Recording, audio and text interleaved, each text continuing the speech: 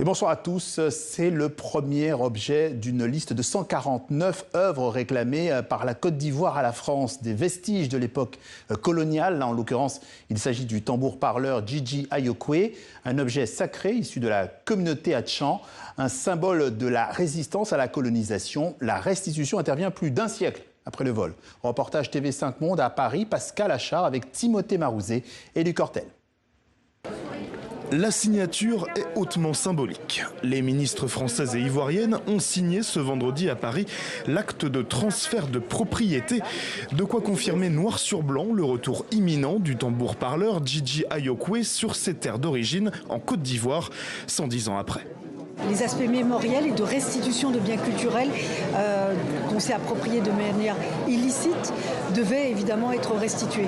Et aujourd'hui, on a trouvé un chemin apaisé, construit, comme l'a dit la ministre tout à l'heure. Ça n'est pas un esprit de revanche, ni pour les uns ni pour les autres. Spolié au peuple Hatchan en 1916 par l'administration coloniale française, ce tambour est bien plus qu'un simple objet. Il était un instrument sacré, magique, magnétique aussi.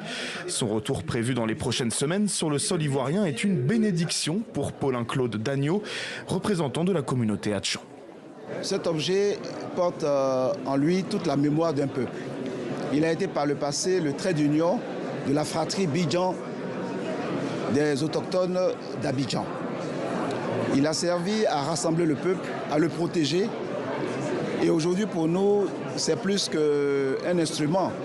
Il devient un catalyseur, le catalyseur de notre culture mémorielle. Il nous permet de nous replonger dans notre passé et de nous reconstruire. Long de plus de 3 mètres, 430 kilos de bois, le tambour est colossal. Ces 4 couleurs représentent les villages fondateurs des patries Hatchan. Ces sons, eux, servaient à transmettre des messages et notamment à résister face à la colonisation.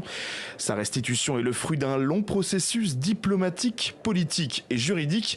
Il a fallu attendre juillet l'année dernière pour que l'Assemblée nationale donne son feu vert. Pour 111 contre 0, l'Assemblée nationale a adopté à l'unanimité. La restitution, je le rappelle, du tambour-parleur a été demandé en 2019. Il a fallu 6 ans d'échanges, de discussions, d'écoute aussi pour les autres biens. Et aujourd'hui, nous en avons listé 149 dans une première liste, pas forcément tous au musée du Quai Branly, qui vont aussi faire l'objet de ce même dialogue. Au-delà du geste diplomatique, c'est une mémoire vivante qui se relève, un peuple qui retrouve une voix longtemps réduite au silence et un objet qui va pouvoir retrouver son âme et sa terre selon les ministres, le tout dans une nouvelle maison, le musée des civilisations à Abidjan.